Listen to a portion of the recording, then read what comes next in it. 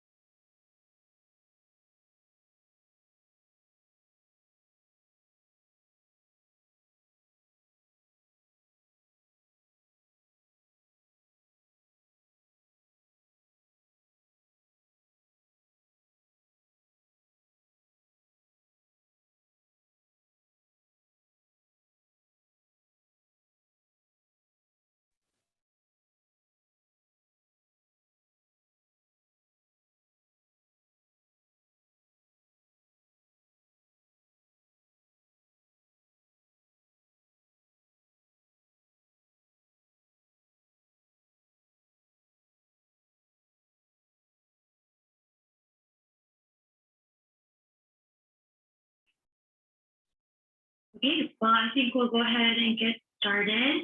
My name is Kari Anderson. I'm helping facilitate discussion today for the Idaho Forest Restoration Partnership webinar series. Today we have Kari Kostka and Robert Jones joining us to talk about the research that they've done on forest and climate change in Northern Idaho. The format of the discussion today will have them present for about 30 minutes, and then we'll have some discussion and questions about the research that they've done. So if you would type your questions in the chat box as you think of them, I'll be looking at those and checking the chat box, and then we'll have that open up to the question and answers at the end, but we'll just let them have their full half hour to present first and then open up to questions. Also, we are expecting a high turnout today, so if you could just leave your video off if you're not presenting or asking a question, that would be great. Yeah, and then I always think it's fun if you want to go ahead in the chat box and type in your name, where you're from, what organization you're with. That'd be great to get to know you all a little bit better. So thank you so much for joining. Kari, if you want to take it away. Thanks, Tori. Really appreciate it. And for those who don't know, Tori is new to the LinkedIn group, and she is helping us fill in. Is there an issue? I can't hear you, Kari. I don't know. You can't hear me? I can hear you, Kari. You can? Yes. Maybe some other folks can verify. Oh, others. Are we okay? Okay, I can hear you. Sorry, I think that was on my. Great. Okay, because I don't know what to fix. So thanks, Tori. I was just going to make a real quick plug. Tori is joining us. She's new to the Langdon group, and she is filling in. Elizabeth Spalding was set to be our facilitator, but Tori has graciously stepped in to help us and to help host today. So thanks, Tori. Just a quick note on that. And hi, everyone. Thank you all for joining. Really appreciate you all being here today. I'm super excited to see a bunch of names here. Hopefully we get some more people joining here as well. And just really excited to share what we've been working on at the Nature Conservancy. And hopefully what we share today is useful to you all in your work as well. As Tori mentioned, I'm going to provide a little bit of context for the survey that's going to be presented today. Just a bit of background, help set the stage. And then Robert Jones with GS Strategy Group will take it from there and walk us through the survey results. Then we'll have plenty of time for discussion and questions. So please plug those into the chat. So first, my name is Kari Kostka. I'm the Director of External Affairs for the Nature Conservancy in Idaho. I lead our policy and government relations work, and I also serve on the governing board of the Idaho Forest Restoration Partnership. And as you've hopefully seen, IFRP is working to bring relevant content to our members and partners outside of our annual conferences. So this is meant today to be some of that additional content. And again, we hope you'll find it informative and useful in your work, and particularly your work to support forest collaboratives around the state. So to introduce our public opinion polling in North Idaho, let me first say that TNC is concerned about the future of Idaho's forests and the impacts of climate change. We're hearing from the partners we work with, from agencies to landowners to collaboratives to industry members and others, that they're concerned about the impacts of climate change on ecosystems and people too. So this is why TNC, one of our key priorities in working on climate change, is to build a more open, more inclusive, and more robust conversation around climate change. And really our goal is to talk about the impacts on Idaho's forests and to do it in a productive way that's not polarizing, and that also in a way that gets us toward productive solutions. So really our ultimate goal is action on this. And you may have seen, we had a statewide public opinion survey that we conducted in 2020 on climate change. And so you may have seen some of those results come out. We shared them a few places. And really we came to that 2020 survey after digging into some of the national level data that we were seeing on climate change and public opinion polling. And we tried to suss out the numbers for Idaho. And what we came to is there's not a ton of really Idaho specific data, and it wasn't covering some of the questions that we really wanted to answer. So we set out to partner with GS Strategy Group to establish a better baseline for Idaho. With the 2020 survey, we found the majority of Idahoans think climate change is happening, think climate change can be solved, and they want to see action taken now. And the results really helped us to anchor our thinking and our messaging in an Idaho reality around climate change. We feel it's allowing us to kind of better meet people where they are when we talk about this issue. So I'll drop a link in the chat in case you'd like to talk about, to take a look at those survey results at a later time. I'll drop that here in a minute. But given the results of that 2020 survey, we wanted to dive a bit deeper into forests and trees and what we feel as TNC is the biggest opportunity for climate action in Idaho. But here too, we're talking about forest health and climate change, where there remains this perception that the politics are controversial, that public perceptions are divided, and there's still this sense that it's a politically risky topic, especially, and in particular in North Idaho. So with this 2021 survey, we set out to answer some of these lingering questions and to get a better sense of perceptions on forest health and climate change in North Idaho. So again, kind of just trying to set the stage a little bit how we came to the survey, but I'll pause for one brief moment and see if there's any questions for me before I hand it to Robert to introduce himself and jump into the survey results. All right, Robert, I think you're up. Thanks. Great, thanks, Kari. Nice to talk to everybody. As Kari mentioned, Robert Jones. I'm here in Boise, Idaho. Do survey research at GS Strategy Group. I've been here for about 7 years. Prior to that, I did a lot of Republican campaigns around the country, worked in DC and 2 Senate offices and for the NRCC doing congressional campaigns. So I come at these results with a long time looking at Idaho, and specifically Republicans in Idaho, but we've also done a lot of work as it relates to climate change. I work with a group called the Alliance for Market Solutions and other sort of conservation-minded right-of-center groups, in addition to our work for the TNC. So I've looked at this for a long time and from lots of different angles. And as Kari mentioned, we did the statewide survey in Idaho just last year, which I'll reference as we go through this presentation, and there are relevant parts of it to bring up for comparison, but happy to entertain any questions as we go along as well. Just a quick overview on the methodology and what we did. So we were in the field kind of towards the end of June of this year. We did 400 interviews. These were done by cell phone, landline, online panels. So we used kind of a mixed mode approach, which has proven to be sort of the most reliable at reaching different people in kind of different formats, depending on where they're at in life. And then this was, as Kari mentioned, very specifically Northern Idaho. So Idaho up to Boundary, the 9 counties sort of in that part of the state. And so as we go through the survey here, that's the group you'll be seeing. We basically, from a profile of the audience, tried to match it pretty closely to what the population actually looks like, right? So, pretty even gender split. You'll see obviously the partisan and ideological underpinnings, very right of center, as you might expect for Northern Idaho.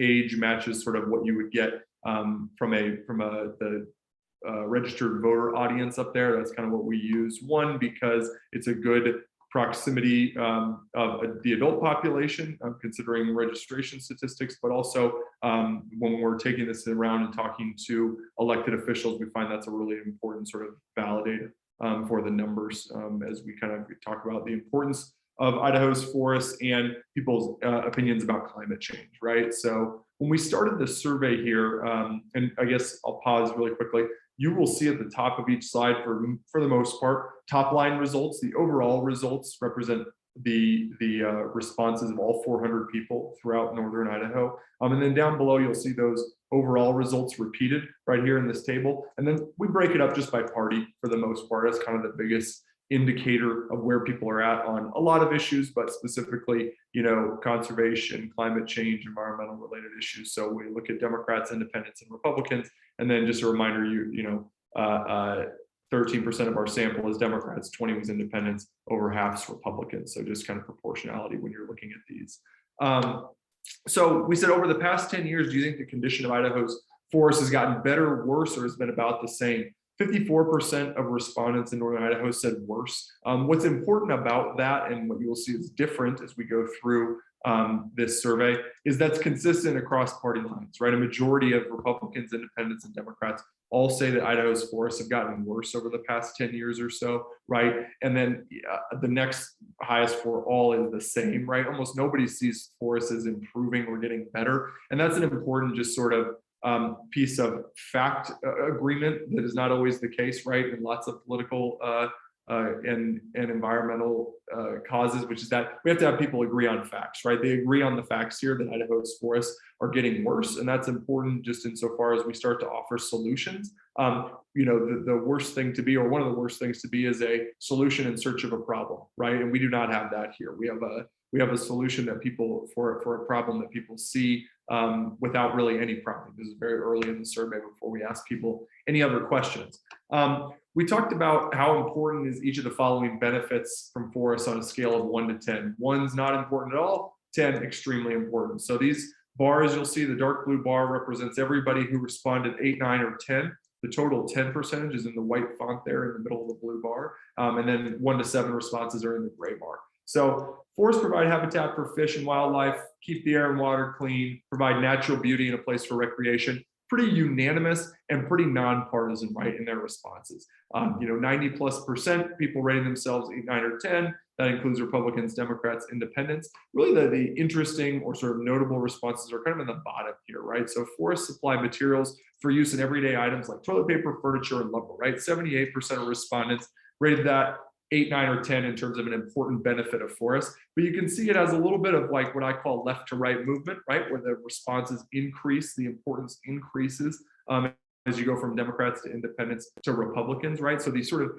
extractive value, if you will, of the forest is something that Republicans see as more important than Democrats, right? There's still 2/3 of Democrats rated themselves an 8, 9, or 10 on that. So overwhelmingly, they think it's important, but you can see sort of the intensity with Republicans that increases. The opposite's true, right? When you talk about forests help reduce the pollution that causes climate change. But what I would say about this is that it's important, right? And you can see that right to left movement where it peaks, with 91% of Democrats rating themselves an 8, 9, or 10, almost 86% saying they're 10 out of 10, and that's an important value of forests. But what I would point you more to in the Republican number is that 72% of Republicans say 8, 9, or 10, that's an important value of forests, right? Almost half of Republicans say they rated that a 10 out of 10 in terms of an important characteristic and benefit of forests, right?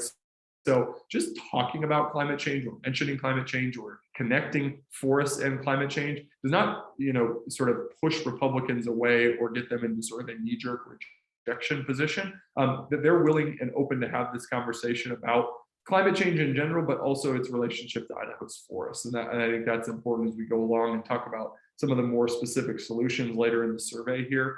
And when we talked about challenges facing Idaho's forests is on the next slide here.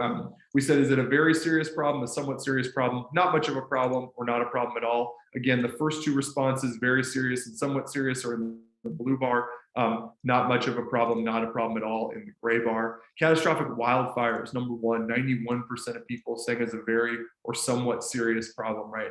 Again, pretty even across party lines. This is a change from the work we did in 2020, which was in February of 2020. Insofar as one, we were coming out of a relatively mild forest fire season in summer of 2019, and we were sort of, from a calendar standpoint, the furthest point away we could be from fire season, right, in February. And this is kind of more getting into the beginning of fire season and what was a more intense fire season in 2021. So not surprising, but very cyclical in the way people respond to catastrophic wildfires. It really ebbs and flows sort of with how prominent it is in people's lives or in earned media and how they're seeing and hearing about it. Insects and disease that kill trees, irresponsible recreation in forests, again, really concerning to people and across party lines. Drought, you can see, has a little bit more of that right to left energy, but again, still really important for Republicans. As we talked about this specific answer, with Congressman Simpson's office, Congressman Fulcher's office, the two senators' office, something that did come up is the one thing, speaking of cyclical responses, is that the drought sort of impacts had not really started in kind of mid-June when this survey was taken, right? Forest fires were going a little bit more, that's always a little bit more prominent in people's minds. So I think there's a chance that this could have jumped up into this upper tier here, depending on when we had done the survey. And then I'll just come down here, one to lack of forest management. We'll come back to this in a little bit. 72% of respondents said that's a serious problem. So that's a problem, with almost half saying it's a serious problem. And you can see lots of Republicans saying that as well as Democrats. This is a phrase that Republicans really connect with in terms of Idaho's forests and how to manage them and how to deal with them, and what they see as the solution to a lot of the problems is sort of this idea of forest management at large. Climate change, you can see 61% of people in Northern Idaho, right? So almost 2/3 of all respondents in Northern Idaho said it's a very, or climate change is a very or serious, somewhat serious problem, right? So that's a non-trivial number. That's an important kind of marker that we've hit. And again, almost half of Republicans too. You can see it's pretty much unanimous with Democrats, 3/4 of independents, but almost half of Republicans saying it's a problem. And that matches up pretty well later on with what you're going to see, the comparison to how people say whether or not climate change is happening sort of broadly later in the survey. Do you think wildfires in Idaho are more of a problem than 10 years ago, less of a problem than 10 years ago, or about the same? What you can see here, again, almost half saying more. Again, the top response among all partisan breakups saying more forest fires than there were 10 years ago. This is a good signifier to people and relates a lot to the policies we're going to talk about here on the bottom. But just one more mention of forest management that I was alluding to earlier. Over the past decade or so, the United States has been experiencing bigger and more severe wildfires than in previous decades. Which one cause do you think best explains why this is occurring? Lack of forest management, climate change, drought, overgrowth, less commercial logging, insects that kill trees, none or all of these things, right?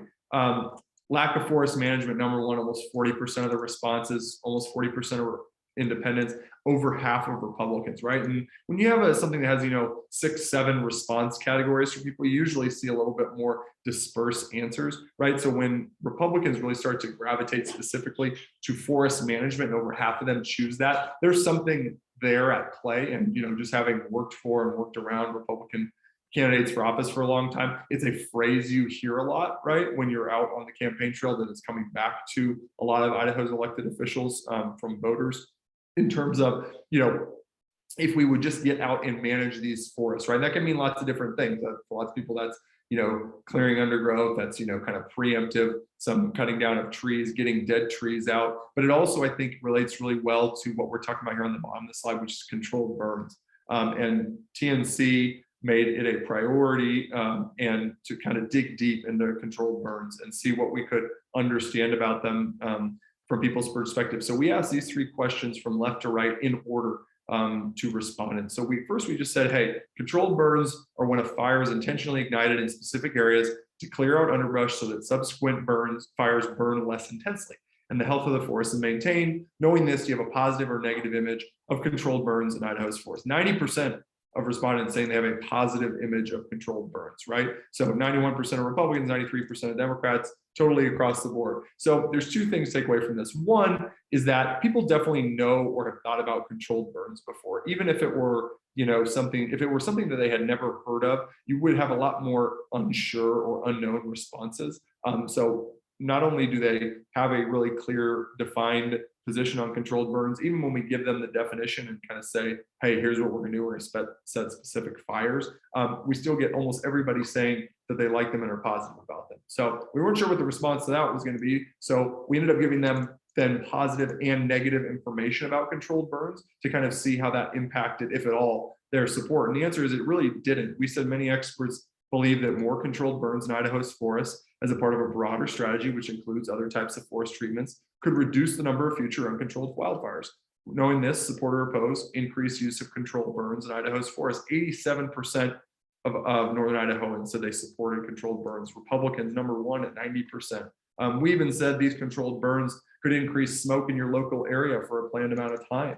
Knowing this, would you support or oppose increased use of controlled burns? Still 84%, still 86% among Republicans, right? And you just don't get, 80+% responses, for really any policy solutions anymore. So much of the world is bifurcated and polarized around partisan lines, right? I mean, I've asked, who won the last election, and you don't get an 84% agreement on who won the last election. So there is real value in seeing the consistency and level of support for controlled burns. There's something here that's going on that people are open to, that they may or may not have been in the past, but at least has been underutilized from a policy perspective.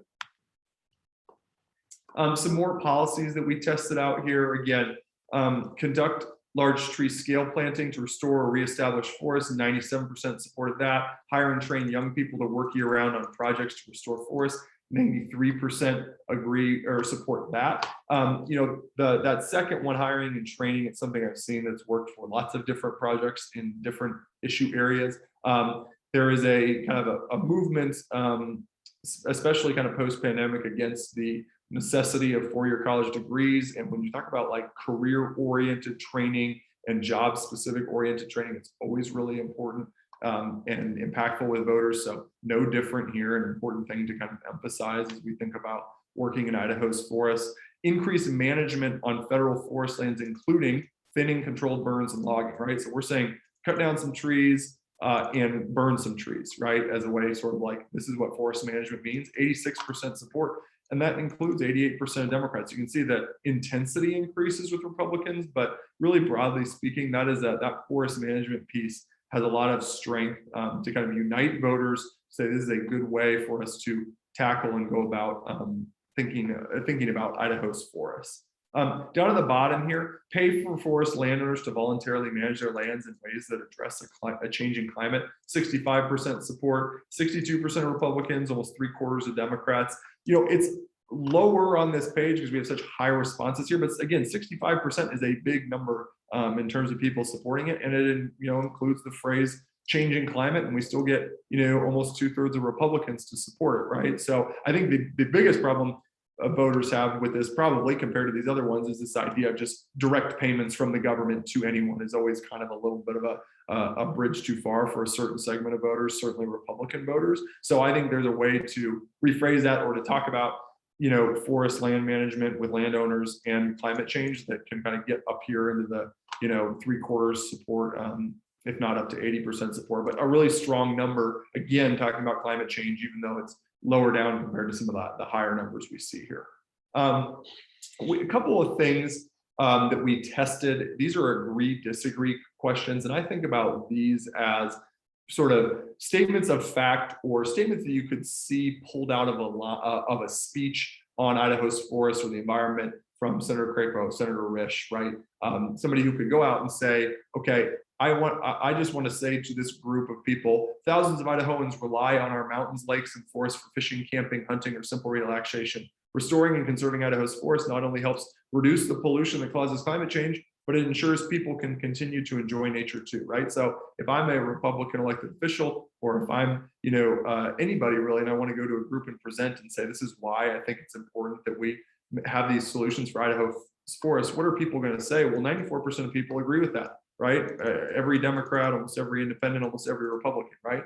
And we talk about reducing the pollution that causes climate change in it, right? So you can talk about these things. There are messages and ways to use this phrasing that doesn't turn off voters. And even down here, some of the more aggressive, what I would say are climate change forward statements we tested got really high levels of agreement. We said we need to protect Idaho's forests for our kids and grandchildren. We need to slow the impacts of climate change. Unless we act now, many of our beautiful natural areas will disappear before our children and grandchildren have a chance to enjoy them. 77% of people agree with that. 69% of Republicans agree with that. We also said climate change is threatening the health of our communities. From increased wildfire smoke to drought, the things we rely on, clean air, water, and food are at risk. Protecting our land and water will help keep us all healthy. 76% of people agree with that, 70% of Republicans, right? So really specific, really to the point statements about climate change, about reducing, the impacts of climate change,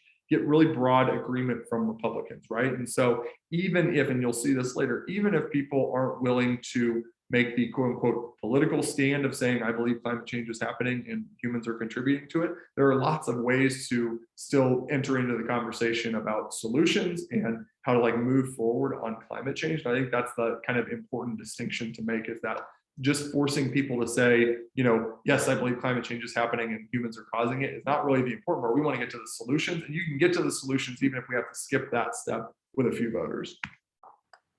So here we go. We said, when it comes to your views about climate change, do you think it's happening? I think it's not happening. 63% say it's happening.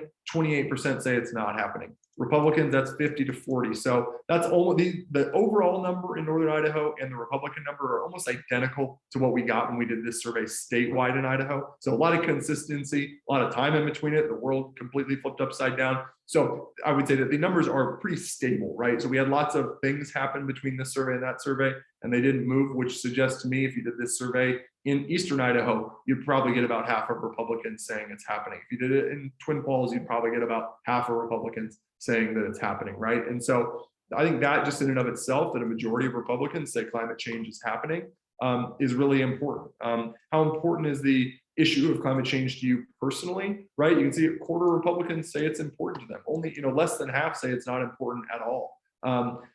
Worried, not worried, that's less where Republicans are. Only about a third of Republicans say they're worried about climate change. So down here on the bottom, I think this is where we kind of need to marry the language and the rhetoric with the policy solutions, right? The language and the rhetoric is really sort of where I think Republicans are kind of out on the national debt. You can see this idea, do you think climate change will harm you personally? Only 38% of Northern Idahoans said they thought they would be harmed a great deal or a moderate amount by climate change. It's only 21% of Republicans.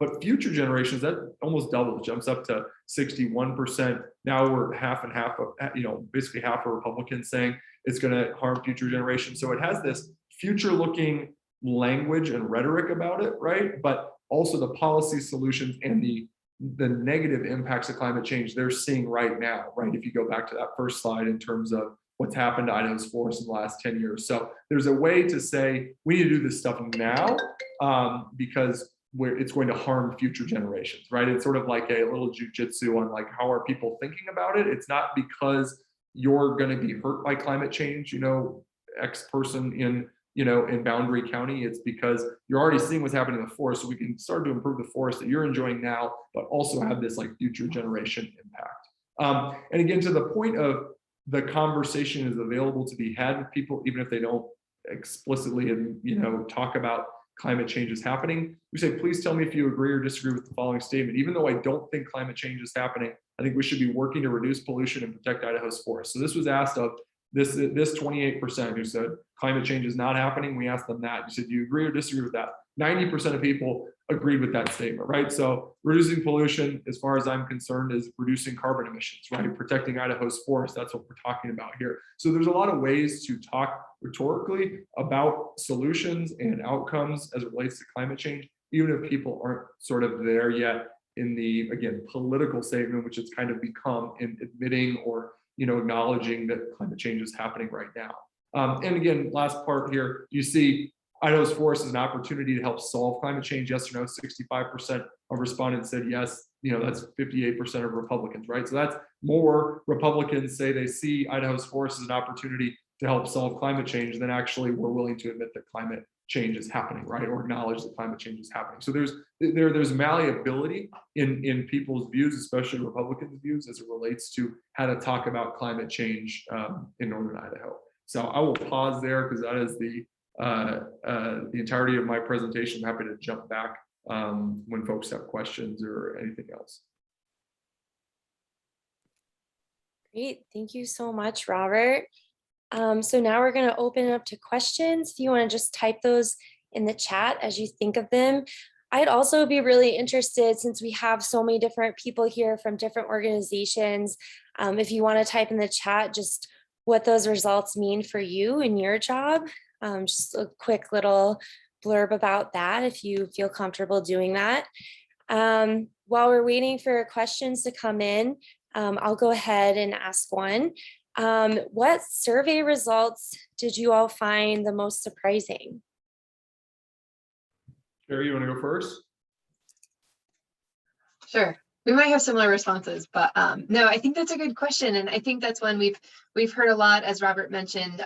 We've been trying to push a lot of this data and these results and trying to share it with policymakers in particular, and trying to encourage some action there, some broad scale action. I think for me personally, the questions that I found, the results I found the most surprising were on the prescribed fire piece. And that was a series of questions that we hadn't seen asked before. We didn't have any, baseline data to go off of. We'd seen some similar questions asked in other states. But I really like how Robert helped us put together this series and to kind of drill down and to even throw out, with smoke impacts, would you still support increased use of prescribed fire? And to see that level of support, I just think, for our forest work with TNC, we're really pushing the increased use of prescribed fire and feel that that's a really, a big opportunity for us to scale up that work at scale, and trying to pilot some stuff there. In any case, so this was the most surprising results to me, was not just that it was supported, but like the level of support, even when we drilled down a little bit further. So pretty excited to see those results.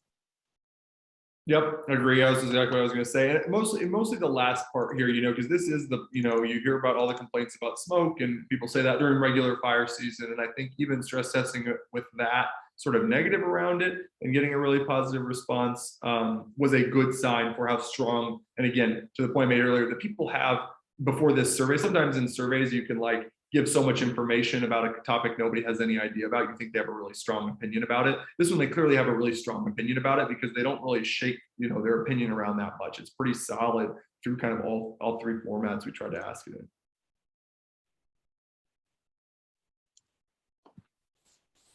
Great. We have a question from Mark Boyle. Does your survey population represent the available population within the survey area? Yeah, so Mark, we use the voter file. So everybody who's registered to vote was available to be called or interviewed or otherwise contacted. So that was how we used that in all 9 counties, was the entire sort of voter file. Sorry, the question was, what percentage does it represent of the available percentage? I don't follow that. Okay, yeah, sorry. So how many people are located in the area that you were looking at for North Idaho, and you got 400 respondents?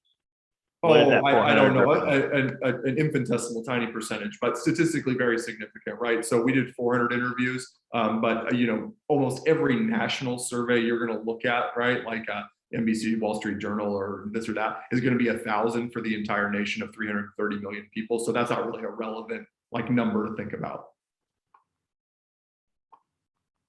Yeah, I'll just add, Mark, to your question that, this North Idaho survey was 9 counties and 400 people. Our statewide survey was 500 for, all 44 counties. And just as a near-term example, one that we look at quite often is the Boise State Public Opinion Survey that they do annually, that is pretty large scale and robust and has some funding behind it. That they do 1,000 people statewide.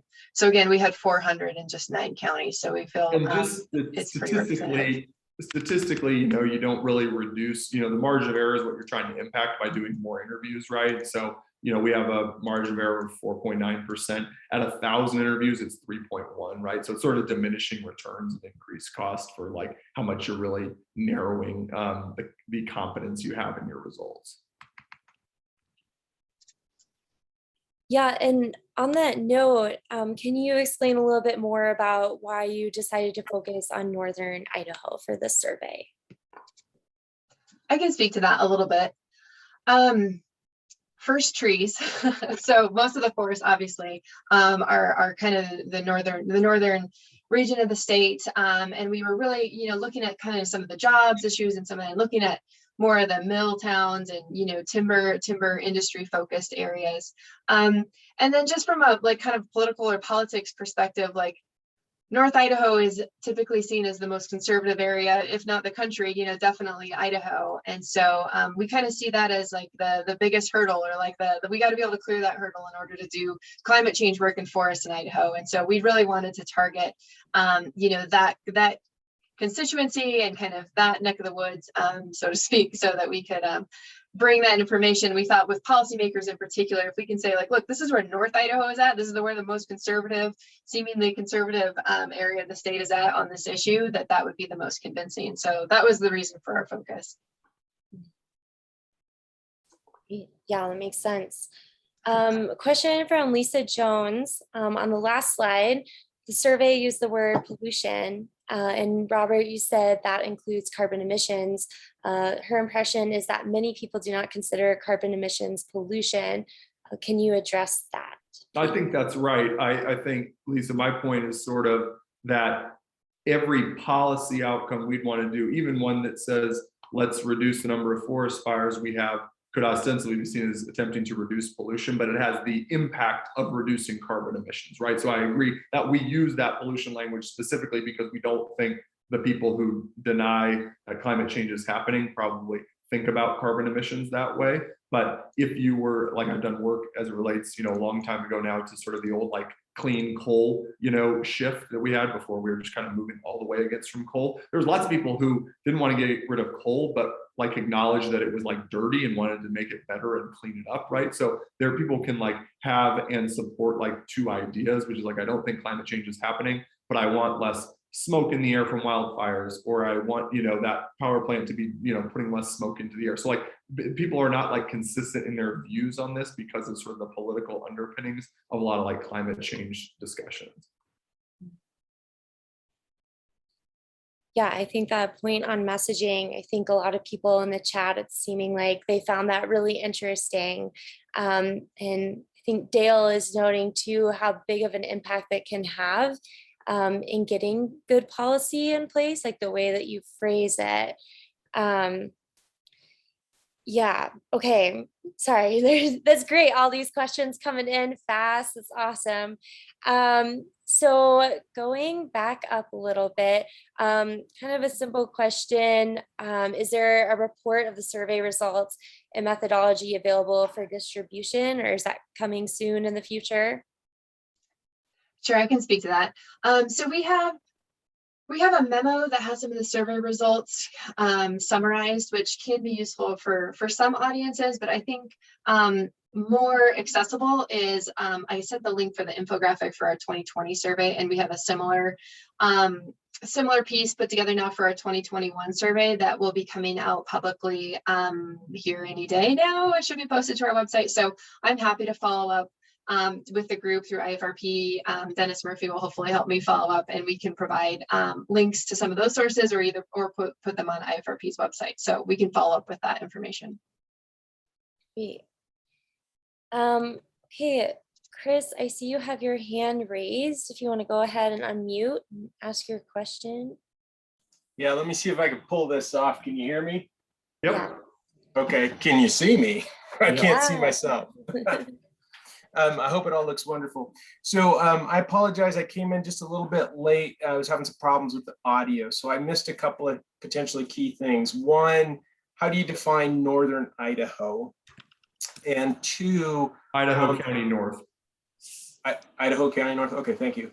And then number two, I didn't see anything in there that spoke to scale regarding a prescribed fire or forest management activities. So a lot of people might think in their mind, oh, well, if you're going to go out and do a clear cut, that's 100 acres or something like that. Pace and scale that we need to restore forests is hundreds of thousands of acres, tens of thousands of acres, in order to be successful. So I'm wondering if you factored in any sort of scale into your questions. I didn't hear it in there, but I wanted to be really explicit. Is it just sort of a nebulous forest treatment, or is it like these 100 acres on the ground? Yeah, we didn't get into that. And I would say, Chris, that people's ability probably to even accurately define how big an acre is limits our, our ability, right, to like talk about that in real terms. But the specificity of the policy is really difficult for voters. And so when we do survey work, we try to, to make it actionable for elected officials is to think about it in the way they're going to speak about it, how you're going to read about it in a story, right? Call it in the Statesman or whatever, news outlet that's going to bring it to you. And leave the specificity for like policy discussions, because it really would not, I don't think they'd be able to like give a reasonable response or have any idea, to your point, what that meant.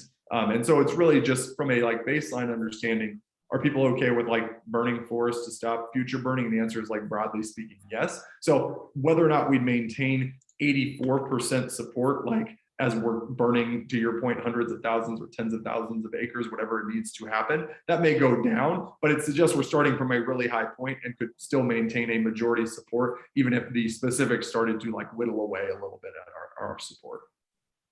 Thank you. That's exactly what I wanted to hear. Thanks. Yeah, Robert, I'll just Chris, to kind of expand on that, because these questions have come up as well.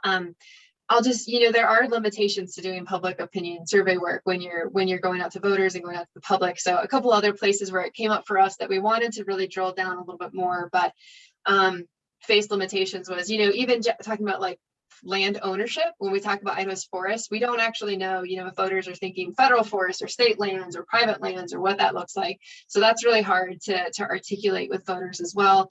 And forest management, we tried to put in there a few times how TNC defines it, which is kind of all of the above, right? It includes thinning, it includes burning, it includes, commercial treatments, it includes all these things. But it's hard to get all that language, and it's hard to know if voters are really comprehending all the pieces that we're trying to plug in there. So again, there's limitations, but to Robert's point, I think he put that well. Broadly speaking, we're seeing support for these big ideas or these general topics. Awesome. Thanks. Thanks, Chris. Yeah, kind of building off of that, in the chat, John Roberts said he's seeing increasing pushback on Forest Service activities statewide, yet your survey indicates strong support for active forest management. Is the pushback just being accomplished by the sliver group? So what is the power of that, that small percentage that is opposing? And then kind of building off of that, Dennis mentioned, do you think in getting those 400 survey people, were you able to capture the most conservative voices? Or he's wondering if some of those people, like the most conservative, would simply refuse to participate. So what does that mean? Yeah, I'll take the first one. So Dennis, to that point, we make sure, I talked about the makeup of the group here. This is, we put what are called quotas on our survey, so that we don't just do the first 400 people we interview, right? So we make sure that we kind of hit all these groups and that we are representative. And so this is pretty much an identical match to what voter registration actually is in here. We got lots of people who describe themselves as very conservative.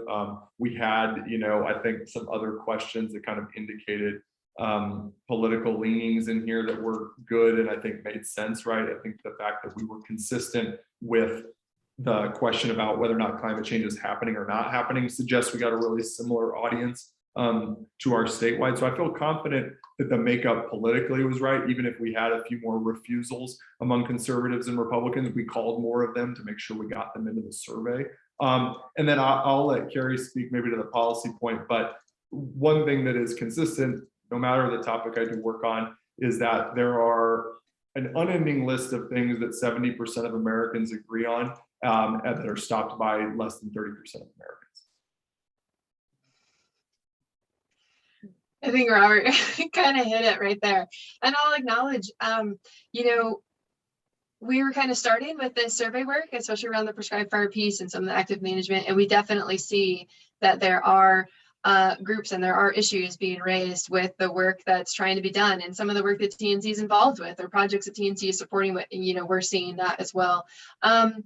I don't have an answer, and so it's hard for me to, I don't really want to speculate here, but I will just acknowledge that one thing, you know, TNC is thinking about is, given the results of the survey, given the message testing and the level of support for some of these things, we feel it's on us as TNC. And I know, you know, like we have Matthew Ward, who's working through the Idaho Prescribed Fire Council and some of these other avenues, IFRP and others, to maybe put more of this out there. Maybe we should be sharing more of this information. Maybe we should make known that there is broad level support, and maybe these are the messages that need to be out there more broadly, more publicly. You know, we're working with policymakers to say more of these things, and hopefully this is going to garner more support and become more mainstream, and we won't have as many issues with some of these more sliver groups like someone mentioned, or you know, some of these just really loud voices that may sit, you know, really far extreme on either end of the spectrum that we're looking at here. So I don't have an answer. We recognize it's happening, and we're hoping that we can utilize this data to find ways forward.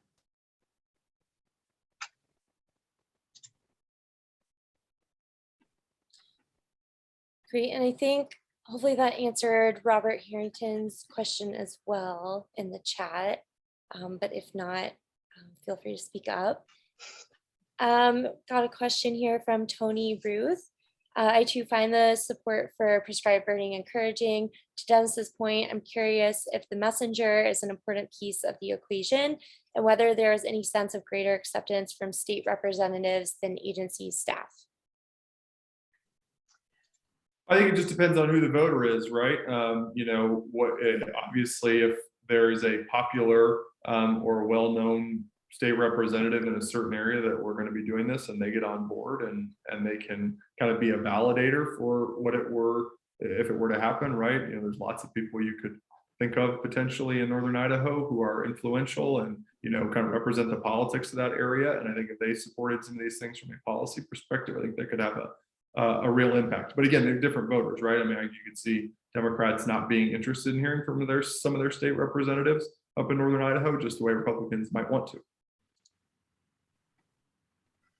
Yeah, I think that's right. I definitely think we need multiple messengers, but I do think the messenger is a key piece of this. And like I said, we are kind of working with policymakers, working with others to share this messaging. And I would just say, you know, we haven't shared with a lot of statewide folks just yet. We're working on that. We have shared mostly with our federal folks on this. And what I thought was interesting is some of the reactions from the offices where they were less surprised to see support for prescribed burning. They feel that there is actually, you know, generally broad support for prescribed fire and controlled burning. And so that was a bit, I don't know, I didn't expect to hear that from some of the offices. So they weren't as surprised to hear support for prescribed fire. But I definitely think, you know, from my perspective, there's not a lot of messaging. There's not a lot of people talking about this in Idaho, you know, any messenger talking a lot about this. And so I think that's where we need to start. And I'm, like I mentioned, the Idaho Prescribed Fire Council and some others that we're hoping can really help push some of the messaging with this. And I think we should focus on finding different messengers and messengers that are going to resonate with the different audiences that are out there, different parts of the state. Mm-hmm. Great. Yeah, if you would, Kari, I don't know if that link where the new summary will be posted, is that the same link where the recording of this presentation will be posted, or?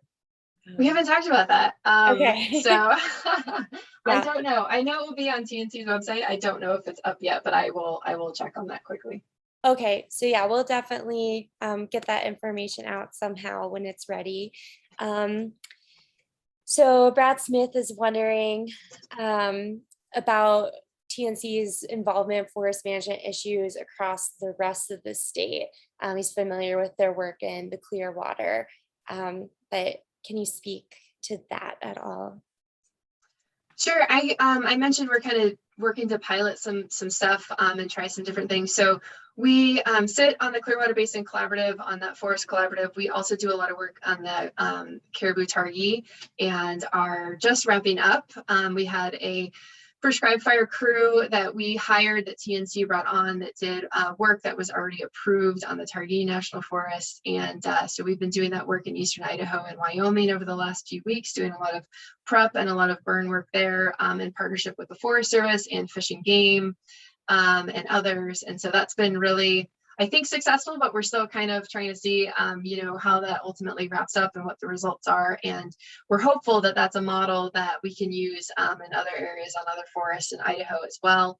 And then we're also engaged through Idaho Forest Restoration Partnership and through the Shared Stewardship Initiative and helping to support that effort, because a big piece of what we're trying to push is the prescribed fire work and other forest health work at the national level. So, for example, really working to get Congressman Simpson support for the National Prescribed Fire Act of 2020 and some of these different proposals out there working at kind of a large federal scale. So we kind of have the two components where we're trying to pilot some things and really demonstrate success at a local level, but also trying to find ways to scale it up and find funding and find support for it there. So happy to talk more offline about any of that if you want to connect, Brad. Appreciate it. Great. We had another question that came in for both of you, kind of getting on that messaging piece as well. If you were in charge of Congress, what would you do to help get more voter support for good policy? Are there objectively good policies, or is voter support indicative of good policy, or just good phrasing? Ooh, there's a question. Robert, you want to take it? Sorry, you going? No, go ahead.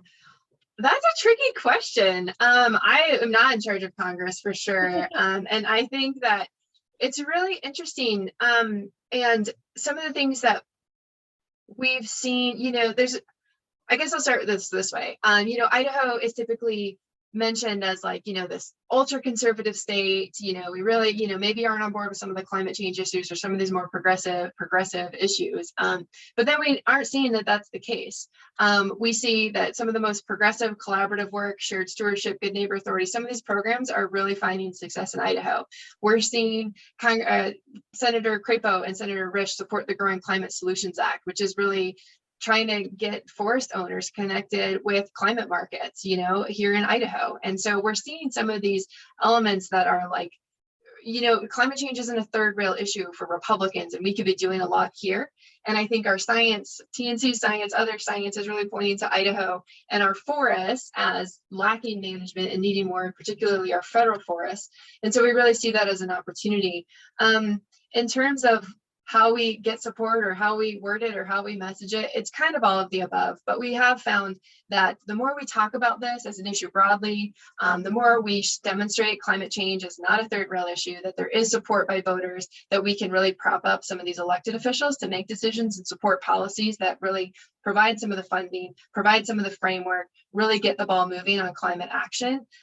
We're kind of taking this all of the above approach, but I really think that there's some good momentum, and Idaho is showing some real promise by way of taking, you know, the next step in some of this climate action and some of the programs. And then one other thing I'll mention, I think it's somewhat related. You know, we're hearing a lot from forest industry, from others that are like, what do we do? Like, how do we do? Like, we know this is an issue. What do we do? Like, what should we be doing? And so we're trying to come up with, you know, demonstrate the support and come up with some of these potential solutions that we can get some momentum behind. And one other project that TNC is closely tied with is the Idaho Climate Economy Impacts Assessment. And this is the McClure Center and University of Idaho is leading this. It's been a multi-year research effort. It's really looking at economic impacts of climate change in Idaho. And they're looking at a handful of sectors, but one of those is the forest sector, forest industry. And I'm sure there are people on this call today that are actually sitting on the advisory board for that project. That's rolling out at the end of this year, toward the end of this year, November, December timeframe.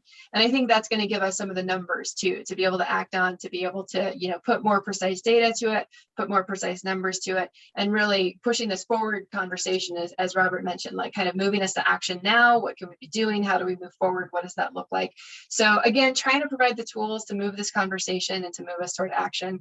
But I'm not in charge of Congress, and so just trying to work on all the pieces to get us there. Yeah. Thanks. Yeah, Robert, do you want to also answer that question? That was well said. Okay. Great. So we got one more question here from Mark Boyle. Kari, are you concerned that support for increased pace and scale of prescribed fire may wane when we add in discussions about the cost associated with prescribed fire? Have any of your discussions revealed anything about that? Thanks for the question, Mark. You know, I'm not concerned there. I think that, you know, at least where TNC is at and the research that the science that TNC has put out, it's a lot more expensive to do the work on the back end when we're doing wildfire recovery and trying to come back from the impacts to communities in that way. It costs a lot more on the back end. I can't remember the numbers offhand, but I know they're cited all over the place. And we've seen tremendous support, and one of the highest supported messages that we tested was the prevention message, right? Like an ounce of prevention is worth more than whatever of cure, that Congressman Simpson always uses that phrase. And so I think that, you know, if we can just articulate and connect the dots for folks that this prescribed firework at scale, it does cost money, you know, it may cause some smoke impacts, but really what we're preventing is these larger scale smoke impacts and these larger costs that are required with recovery and restoration efforts on the back end. I think we're going to have a winning argument. I don't think we're going to lose a lot of supporters with that. But I don't know if Robert could weigh in on that as well. We didn't test it in this survey. Yeah, I don't, it's kind of hard to project because we just, as Kari said, we didn't really we did as much as we could, but we didn't have the time to do kind of endless testing on it. So I think it is worthy of further exploration, but it would be hard to speculate. Great. So it looks like we got one final question, or a couple final questions rolling in here. We'll see what we can do in the last 4 minutes. Wayne Beck says he's surprised with the support of active forest management from left-leaning individuals. The left-leaning groups that comment on our forest management projects always express concern about the effects of climate change on management. So do you have any insights on why climate change is used as a tool to stop management? I guess what I'll acknowledge is not all groups agree with TNC on this, on forest management and what forest management means or should look like. You know, there's definitely, I feel like we have friends on our left that just take a different perspective or think that, you know, trees should be left intact and that they provide carbon benefits forever, you know, left out there on the ground. And that's not the perspective that TNC takes. Our science shows us that the carbon benefits of trees wane over time, like they reach a peak and then they have diminishing returns and wane over time. And we also see in dry forests, like in Idaho, that then you're having impacts with wildfire and disease and insects and on and on. And so TNC's perspective is that, you know, active forest management is necessary to maintain the carbon benefits and the carbon stocks and prevent wildfires in some of these, but not all groups agree with that. So I'll just put that out there. I can't speak for any of these other left-leaning groups, other than to say, I get mixed up or you know, I don't understand either how climate change is an argument against some of this, but I think it's an education piece. I think that we can improve our messaging. I think that we can put a lot more out there that supports all the work that we're trying to do and that collaboratives are trying to do. And so again, I just that's such a tough question. I feel like that is kind of the nuts that we need to collectively try to figure out how to crack and how to move beyond. Robert, I'm sure you can speak more eloquently. I would just say, you know, part of the point of this survey is, you know, one, to show how strong the support is for all of these policies, to give decision makers confidence to move forward. As you can see, like if you wait around for like the perfect policy, you'll be negotiating an infrastructure bill until the day you die. Like you just need to like move forward with policy. Like there is going to be like opposition on the right and opposition on the far left to almost every policy, right? Again, to the point, but if you speak and move policy to the broad middle, you will be successful, and there will be, like I think we are attempting to underscore, in some way, like, although we don't ask it directly here, but like there are no electoral punishments, I don't think, for moving on any of these policies and perhaps electoral benefits. And then the last question I see there from Tim, I was just going to pull my screen back up. One of the things I forgot, or I didn't forget to point out, but I just hopped over is, you know, we talked about forests provide good jobs and keep rural economies strong. 74% of people saw that as a good reason, a benefit from forests. And then I talked a little bit about it, but you know, the hiring and training young people to work year round on forests projects to restore forests. I think there's a couple different data points in here that speak to the economic benefits, job creation benefits that could be sold as a part of forest management.